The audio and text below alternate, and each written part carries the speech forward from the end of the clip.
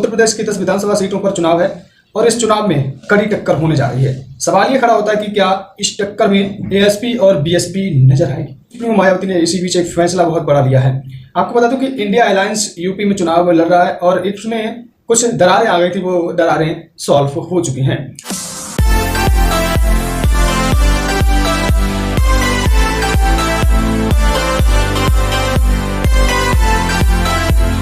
नमस्कार दोस्तों, मैं बहुजन और आप देख रहे हैं पीएल बहुजन समाज। बने रहिए मेरे साथ बहुजन समाज से जुड़ी हुई खबरें पाने के लिए। साथियों, दरअसल आपको बता दूं कि राजस्थान, हरियाणा और जम्मू कश्मीर में चुनाव हुए थे। जम्मू कश्मीर और हरियाणा के चुनाव में बीएसपी और एएसपी का कोई परिणाम नहीं निकला, यानी कि दो पार्टियों में से किसी भी पार्टी को सफलता नहीं मिली।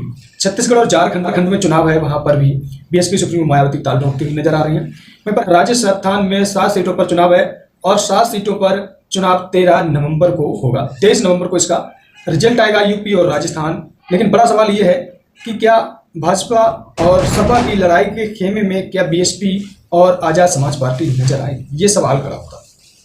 दरअसल आपको बता दूं कि यूपी की सियासत गर्म करने वाले भीम आर्मी चीफ चंद्रशेखर आजाद हरियाणा का चुनाव हारे और हरियाणा चुनाव हारने के बाद ही उन्होंने उत्तर प्रदेश की सियासत में एक नया माहौल पैदा कर दिया है। चंद्रशेखर आजाद चुनाव हारते, चुनाव परिणाम आते ही चंद्रशेखर आजाद ने यूपी की 10 विधानसभा सीटों में से 6 विधानसभा सीटों पर अपने प्रत्याशी घोषित कर दिए थे। चंद्रशेखर आजाद के प्रत्याशी घोषित करते ही सभी राजनीतिक दल उत्तर प्रदेश के विधानसभा चुनाव में जुट गए हैं। इसी बीच चुनाव की डेट भी निश्चित हो गई है और बीजेपी और समाजवादी पार्टी की कड़ी टक्कर रहेगी। इसमें बीएसपी ने भी एक बड़ा फैसला लिया है। मैं आपको बताऊंगा कि आखिर क्या बीएसपी ने फैसला लिया है। पहले आप देखिए कि किस प्रकार से समाजवादी पार्टी और भाजपा चुनाव का माहौल बना रही है। आपको बता दूं कि कुंदरकी विधानसभा में मुस्लिम बहुल इलाका है। चुनाव त्रिकोणीय भी हो सकता है यूपी में विधानसभा का। कुंदरकी उपचुनाव मुस्लिम बहुल सीट पर त्रिकोणीय मुकाबले का असर है, ये समीकरण है। कुंदरकी विधानसभा क्षेत्र में उपचुनाव की तिथि घोषित होने के बाद से ही भाजपा, सपा और कांग्रेस में घमासान मचा हुआ है। इस मुस्लिम बहुल सीट पर सभी दल जीत का दावा कर रहे हैं।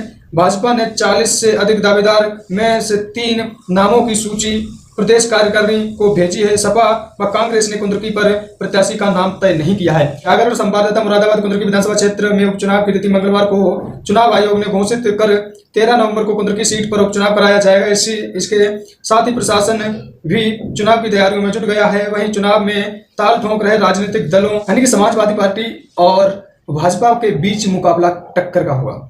समाजवादी पार्टी के कुंदरकी से विधायक रहे जियाउर रहमान के संबल लोकसभा क्षेत्र से सांसद चुने जाने के बाद सीट रिक्त हुई थी। कुंदरकी सीट पर भाजपा और सपा के बीच मुकाबला माना जा रहा है। दोनों राजनीतिक दलों की तैयारी भी जोरों पर चल रही है। उपचुनाव को मंत्री योगी आदित्यनाथ गंभीरता से लेते हैं।